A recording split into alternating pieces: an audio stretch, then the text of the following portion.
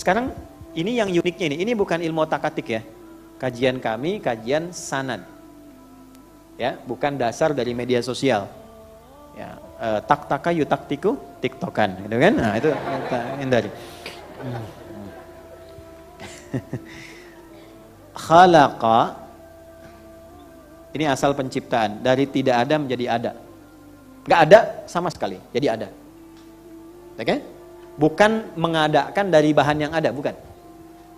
Nah, kalau manusia bisa bikin meja, bahannya sudah ada. Oke? Tapi kalau tidak ada sama sekali, menjadi ada, itu khalaqa. Yang bisa berbuat itu, subjeknya disebut khaliq. Khaliq. Khaliq. Ya? Karena itu Allah menyebut dirinya dengan Khaliq. Ditemukan di mana? Di Quran surah ke-15 Al-Hijr. Di ayat berapa? Ayat 28. Sudah? Wa idh qala rabbuka lil malaikati inni khaliqum bashara min salsalim min hama'im masnun. Ketika Allah firmankan kepada seluruh kalangan malaikat dan sebagian makhluk yang ada pada saat itu, sungguh akulah Khaliq yang mencipta dari tidak ada menjadi ada. Karena itu selain Allah nggak bisa disebut Khaliq. Dan fitrah kita ketika disebut Khaliq pasti menunjuknya kepada Allah. Jelas? Baik. Nah, penciptaannya khalaqa. Karena itu setiap Allah ciptakan pakai khalaqa. Khalaqas samawati wal ard. Khalaqal mauta wal haya. Huwallazi khalaqal mauta wal hayata liyabluwakum ayyukum ahsanu amala. Inna fi khalqis samawati wal ard wa ikhtilafil laili wan nahari la ayatin liulil. Iqra bismi rabbikal ladzi khalaqal. Oke. Yang tercipta disebut makhluk. Oke? Makhluk. Perhatikan baik-baik. Khaliq, khalaqa mencipta, yang tercipta makhluk. Makhluk ini membawa sifat bawaan yang mulia tertanam pada dirinya. Disebut khuluq namanya. Khuluqun. Jama' dari ini akhlak. Ini karakter utamanya akhlak. Ini tertanam dalam inti hidup namanya takwa. Nih, ini agak dalam ya. Tolong hati-hati berjuang melawan setan membawa kantuk. Ya. Inti akhlak ada di takwa. Saya ulangi, inti akhlak ada di mana? Takwa. Nanti ini ada dalam nafas. Ya, biar sekalian bingung. Nafas ada di dalam kolbu. Kolbu ada di dalam sodrun, jamaknya sudurun. Jadi dalam sodrun ada kolbun, dalam kolbun ada nafsun, dalam nafas ada takwa. Lawan dari takwa nanti ada fujur. Ya, di Quran surah 91 ayat 7 sampai 10. Wa nafsin wa ma sawwaha fa alhamaha fujuraha wa taqwaha. Nah, yang harus kita aktifkan tuh yang takwa ini. Kalau takwanya kita aktifkan, maka keluarlah semua potensi baik yang ada terbawa dalam bawaan hidup kita. Semua sifat-sifat baik, akumulasi sifat baik itu disebut takwa. Jadi kalau ingin menginginkan akhlak mulia, caranya aktifkan takwanya. Maka akan tampil dalam diri kita kejujuran, kesabaran, keteladanan, kemuliaan. Sumbernya di sini semua. Nah, setan berusaha mengganggu itu. Dia ganggu dari mulai jalan masuknya dan paling depan, paling awal. Sadrun jamaknya sudur, alladzi yuwaswisu fi sudur. Jadi dia tuh mencegah, kalau masuk dari sini nggak bisa dicegah dari nafas, dia akan cegah di kolbu. Nggak bisa cegah di kolbu, dia ganggu di sadrun, supaya nggak keluar pada diri kita. Jadi alih-alih mata kita itu bisa melihat yang baik, dipalingkan oleh dia melihat kepada yang tidak baik. Nah, ini fungsi kita sekarang bagaimana menekan yang fujurnya sehingga tidak keluar yang buruk. Dalam bahasa Arab, sesuatu yang keluar yang buruk dari sifat fujur disebut su namanya. Karena dia melewati nafas, lewat nafas dulu keluarlah su. Nafas ketemu su, disingkat nafsu. Bukan Bu, ini bukan otak-atik, Ibu nggak usah ketawa. Saya pakai dalil Bu. Dalilnya mana Ustadz? Quran surah 12 Bu. Ayat berapa Ustaz? 53 Bu. Sebelah mana kiri atas? Wa ma ubarni'u nafsi innan nafsa la'ammaratum bisu illa ma rahima rabbi. Jadi kalau nggak dikendalikan itu, yang aktif fujur, dia melewati nafas, alih-alih keluar sifat baik, keluar su. Maka disifatilah nafas dengan sifat su. Disebutlah di situ nafsu. Paham nggak sampai sini? Nah, ini dasarnya. Jadi kalau kita sampai ke akar, ketemunya seperti itu. Nah, tugas kita sekarang adalah membangkitkan takwa. Kalau takwa bagus, keluarnya ini akhlak. Itulah sebabnya kenapa setiap ibadah itu muaranya selalu takwa. Salat itu kan untuk meningkatkan takwa. Dzalikal kitabu la hudal lil muttaqin. Itu orang takwa. Siapa orang itu? Alladzina yu'minuna bil ghaibi wa yuqimunas. Terus puasa misalnya. Setiap kita puasa, Ramadan lah yang pokok. Al-Baqarah ayat 183, ya ayyuhalladzina amanu kutiba alaikumus syiyam kama kutiba alal ladzina min qablikum la'allakum. Itu yang umrah, yang haji, intinya ke sini. Tahu dari mana? Al-Baqarah 197. Al-hajju ashhurun ma'lumat, faman farada fihinna al-hajja fala rafatha wala fusuqa wala jidala fil hajj wa ma taf'alu min khairin ya'lamuhu Allah wa tazawwadu fa inna khaira zadit taqwa. Yang tidak haji kan kurban di sini kan? Coba kurban intinya di surat Al-Hajj. La yanalallaha luhumuha wala dima'uha walakin yanaluhu taqwa minkum. Inna akramakum 'indallahi atqakum. Ini poinnya. Jadi kenapa kita dituntut ibadah? Supaya jadi orang baik. Karena takwa itu menghidupkan akhlak. Akhlak membawa perilaku kita menjadi baik. Itulah sebabnya ketika disebutkan tujuan ibadah, kadang dirinci sampai kebaikannya. Contoh, kenapa sholat? Supaya takwa aktif. Kenapa takwa aktif? Supaya akhlak muncul.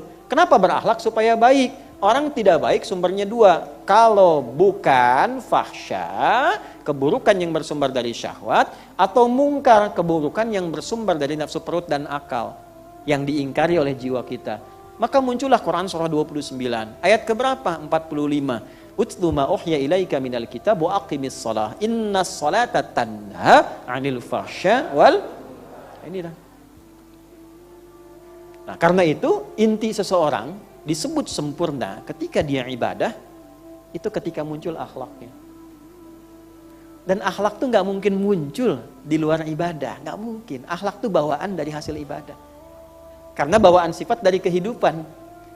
Ya, ini Khaliq mencipta khalaqa, yang tercipta makhluk, sifat bawaannya khuluk. Khuluk ini dilatih lewat apa? Lewat ibadah. Dari mana taunya persamaan khalaqa dengan ibadah? Quran surah ke-51. Ayat berapa? 56. Wa ma khalaqtul jinna wal insa illa. Disitulah ketemu antara khalaqa dengan ibadah. Hasilnya ke sini. Jadi kalau kebaikan yang dihasilkan dari pendidikan formal, itu disebutnya adab. Asalnya itu. Asalnya bukan akhlak, tapi adab. Makanya Nabi menegaskan, saya itu tidak punya guru, gak pernah sekolah. Oke? Karena siapa yang mengajarkan saya? Langsung Allah. Jadi secara formal, Nabi diajarkannya oleh Allah. Adabani Rabbi fa ahsana ta'dibi. Yang mengajarkan adab kepada saya, Allah. Dan menyempurnakan itu lewat syariat melalui ibadah. Ya. Nanti standarnya akan beda. Di Jepang Anda bisa temukan adab, di Amerika adab. Karena itu ada peradaban, tapi belum tentu ada perakhlakan. Kalau disiplin bagus, ngantri iya. Tapi zina juga banyak. Fahsyanya ada. LGBT malah disupport. Kan itu fahsya. Hah? Paham ya? Nah, jadi akhlak itu di atas adab, lebih tinggi. Akhlak di atas adab, bisa membentuk peradaban, tapi belum tentu membentuk apa? Perakhlakan. Nah, cara untuk mendapatkan sifat akhlak berubah jadi baik itu disebut tazkiyah namanya. Jelas? Cara kita untuk mendapatkan itu dengan kata kerja, maka jadi tazakka ya tazakka. Tapi kalau kita ingin cepat belajar jadi orang lebih baik, maka buang taknya menjadi yazakka. Barulah kita paham di sini kenapa Allah mensifati dengan kata yazakka bukan yatazakka. Perhatikan kalimatnya. Lihat baik-baik. Wa ma yudrika la'allahu yazzakka, bukan yatazakka. Karena kenapa? Abdullah bin Abi Ummi Maktum itu datang ngaji kepada Nabi, pengen cepat berubah jadi orang baik. Itu. Jadi kalau Anda mau berangkat, mau ngaji, dimanapun itu, motivasi pertamanya, berusahalah niatkan supaya berubah jadi orang yang lebih baik di hadapan Allah. Dah harus dipandang orang. Rugi kita selalu mengamati komentar orang lain. Yang penting Allah menilai kita baik, cukuplah itu. Wa kafa billahi hasiba, yang penting cukup Allah nilai saya. Kalau sudah merasa punya Allah, nanti dilapangkan hatinya. Tak peduli orang mau bilang apa, sepanjang sudah konsisten dalam kebaikan, itu terjaga. Dan tidak harus membalas dengan cara yang tidak baik. Kalau sudah jadi hamba Allah, sifat kasihnya muncul tuh, maka disebut ibadur rahman. Wa ibadur rahmanil ladzina yamshuna 'alal ardi hauna wa idza khatabahumul jahiluna qalu salama. Coba berapa di antara kita saat ini yang kita ingin belajar itu punya niat berubah jadi orang baik menurut Allah. Nanti setelah pulang dikoreksi. Ini kata-kata ini sudah baik belum menurut Allah nih? Kan dihisab. Ke anak-anak itu kata-katanya baik gak? Ya. Ke pasangan, ke kerabat dan sebagainya, kan dihisab. Paham? Satu, jadi niatkan mengaji untuk memperbaiki diri. Orang yang berniat karena Allah dan Rasulnya untuk belajar agama, memperbaiki dirinya lebih baik dalam pandangan Allah dan Rasulnya, itu saat mulai berangkat langsung Allah puji orang itu. Ya. Jelas? Wa ma yudrika la'allahu yazzakka, pakai za bukan za. Ya. Za. Jelas? Satu, yang kedua, cepat. Sebelum yang kedua saya bacakan dulu tafsirnya. Ayahsullahu zakatun wa taharatun fi nafsi. Ya, yang dimaksud ya zakat itu adalah hadirnya, berhasilnya ia untuk mencapai kebersihan dan kesucian dalam jiwanya. Jadi ada potensi yang tidak baik di jiwa, itulah fujur tadi. Saya berikan rumus cepat ya. Setiap ada baik di takwa, pasti ada lawannya di fujur. Ada lawannya. Misal, jujur itu di takwa. Baik, pasti ada lawan dusta. Tempatnya di mana? Di fujur. Ya. Supaya lebih optimal ya. Bismillah. Ini satu, ini dua, ini nafs, nafs. Wa nafsi wa ma sawwa fa'alhamaha fujur. Di sini ada fujur. Sini ada takwa. Fujuraha wa taqwaha.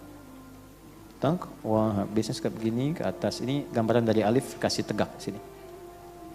Perhatikan baik-baik. Fokus.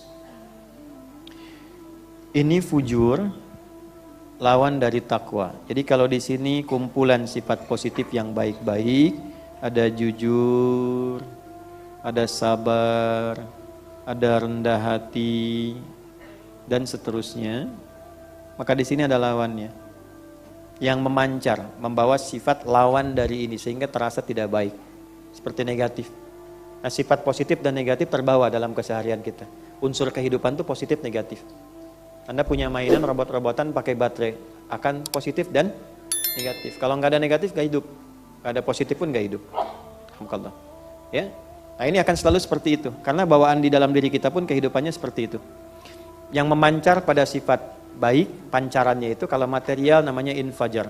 Al-Baqarah ayat 60. Wa idzistasqa Musa liqaumihi faqulna idrib bi'asakal hajar. Kalau pancarannya membelah sesuatu yang gelap misalnya jadi terang, atau merespon sesuatu yang positif, itu fajar namanya. Makanya sholat pertama saat bangun tidur, saat sinar matahari membelah kegelapan malam disebut fajar.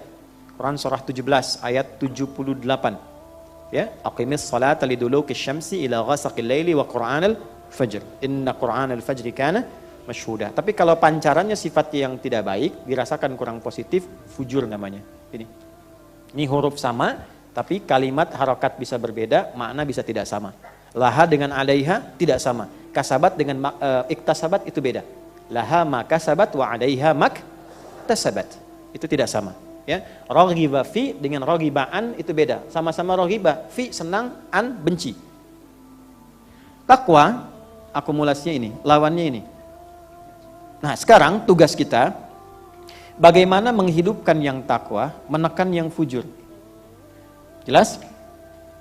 Ini ada supporter yang mensupport kita supaya ini bisa muncul ke permukaan.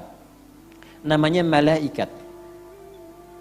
Karena itu, setiap ada amalan yang mensupport takwanya supaya muncul, seperti sholat, takwa supaya hidup, puasa, takwa supaya naik, itu pasti malaikat ikut support. Contoh, paling cepatnya begini, ini pasti dirasakan. Panggilan sholat itu apa namanya? Adzan. Ketika adzan dikumandangkan, kalau ada iman dalam hati kita, pasti terkonfirmasi. Makanya sebelum kalimat sholat, iman dulu. Alladzina yu'minuna bil ghaib wa yuqimunas. Nah, iman itu nanti konfirmasinya akan muncul ketika dipanggil untuk menunaikan sholat. Ada di mana ayatnya? Al-Anfal. Ayat berapa? Kedua. Innamal mu'minuna alladzina idza dzukirallahu wajilat qulubuhum. Ingat, qulub jamaknya qalbu. Di dalam qalbu ada nafas. Orang beriman itu ciri standarnya, jika disebutkan nama Allah, ada konfirmasi getaran di hatinya. Getaran itu getaran iman, beda. Tidak sama dengan ketika Anda di jalan, pelanggaran, lihat polisi, ada getaran juga tuh. Itu bukan getaran iman. Baik, balik lagi. Ada getaran, maka ketika dikumandangkan Allahu Akbar, ada rasa kan dalam hati? Pernah nggak ada semacam bisikan positif pada diri kita dengan mengatakan sudah adzan, siap-siap. Nah, itulah tugasnya malaikat. Jelas? Tapi setelah adzan itu selesai, tiba-tiba suka ada bisikan, baru adzan kok belum qomat. Pernah begitu? Itu ada hadisnya di Abu Daud nanti. Fa idza thuwiba fa'ada. Kalau adzan selesai, balik lagi setannya, namanya khanzab. Setan balik lagi. Nah, itulah provokatornya setan. Di sini ada supporter, di sini ada provokator. Setan. Perhatikan baik-baik. Malaikat disebutkan 88 kali dalam Al-Quran. Setan disebutkan 88 kali. Jadi setiap aktivitas kehidupan kita, kita akan selalu menemukan keadaan hati ini terbawa pada dua suasana. Anda pun waktu mau ke sini kan masih ada pilihan tuh. Berangkat enggak gitu kan? Ustadznya datang enggak gitu kan? Tadi kan waktu nunggu, terus Ustadz Surya kan ngasih pengarahan, kan Anda masih lihat jam tuh. Terus Ustadznya datang enggak ya gitu ya. Nah, itu kan selalu begitu. Nah, karena tidak tentram, ada gejolak, bahasa Arabnya disebut qoluba. Tempatnya disebut kolbu. Tempat nafasnya disebut dengan kolbu. Cara kita supaya bisa menekan ini, agar lahir ini, takwa, itu disebut tazkiyah itu. Maka lanjutkan ayatnya. Wa nafsin wa ma sawwaha fa'alhamaha fujuraha wa qad aflaha man zakkaha. Zakka pakai fi'il madhi di sini supaya cepat dan fungsinya kuat. Jadi kalau pengen betul-betul jadi orang baik, maka komitmenlah yang kuat dan cepat untuk membersihkan, menyucikan, terjemahannya. Nyuci supaya yang fujurnya dialihkan ke takwa. Saya tanya sama ibu deh bu, maaf ya bu, kalau nyuci itu buang bajunya atau buang kotorannya? Ih kotor, kan gak ada begitu kan? Pasti buang kotoran kan? Nah, ini kita diajak berpikir, makanya saya bilang, jadi orang Islam itu pasti pintar. Karena bahasa Quran itu menstimulasi otak kita supaya terus berpikir jadi pintar. Nah, karena itu, kenapa harus ada nyuci? Karena ada kotoran. Kenapa dicuci? Supaya bersih. Sampai sini paham nggak? Kenapa dicuci? Supaya kotorannya apa? Hilang. Muncul apanya? Bersihnya. Karena ibu nggak mungkin nyuci baju bersih. Ibu kurang sehat kalau begitu. Yang dicuci itu yang Nah, cara berpikirnya Allah mendatangkan yang kotor itu bukan ingin menjadikan baju kotor, bukan. Tapi supaya muncul bersihnya. Hah? Ulang. Allah mendatangkan, menciptakan kotor bukan ingin membuat baju itu kotor, tapi supaya diketahui bersihnya. Sebab kalau tidak ada yang kotor nggak ketahuan bersih. Nyuci itu cuma wasilah saja. Kalau tidak ada kotor kita nggak tahu itu bersih. Makanya didatangkan kotor supaya datang apanya? Bersihnya. Nah, terapkan kaidah itu ke sini. Seperti Anda mencuci, bukan menghilangkan bendanya. Ini bukan menghilangkan nafasnya, meninggal kalau begitu. Yang diinginkan, didatangkan dusta itu bukan ingin menjadikan Anda pendusta, tapi supaya muncul jujurnya. Diciptakan marah itu bukan ingin menjadikan suami pemarah, Bu. Tapi supaya naik sabarnya yang ada di ibu.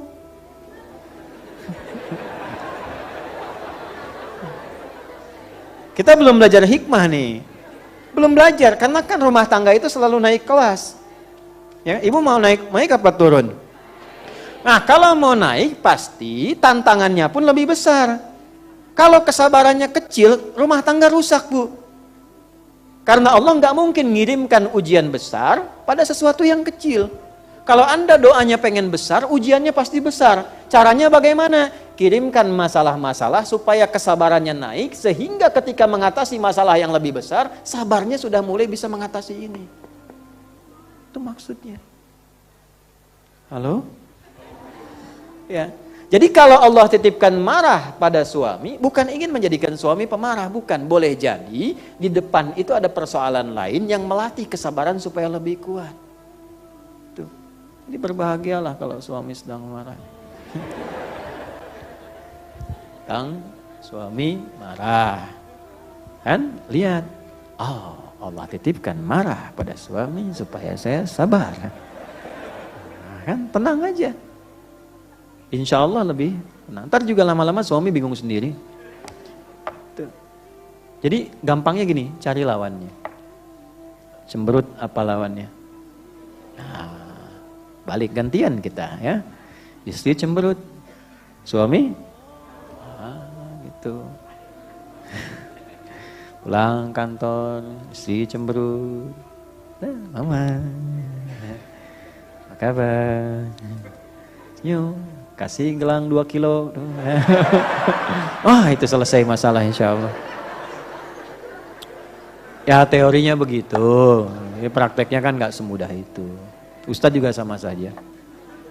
Makanya jarang ada ustadz ceramah begini bawa istri itu jarang. Ini live ya? Dah. Gitu ya. Nah, itulah tazakka itu. Nah, kenapa pakai ya zakah untuk memotivasi kita cepat? Walaupun pada dasarnya kita selalu mengalami, maaf, tahapan-tahapan. Gak ada yang langsung sempurna. Dan kalau sedang belajar jadi orang baik, gak usah pedulikan pada berbagai macam komentar yang dialamatkan pada kita. Ini saya kasih rumus supaya enak ya. Gini, hidup itu gak akan lepas dari cacian. Ingat baik-baik itu. Kata Imam Syafi'i, semua orang hidup pasti mengalami cacian. Allah pun dicaci, malaikat dicaci, nabi dicaci, ya, sahabat dicaci, tabi'in dicaci, ulama dicaci.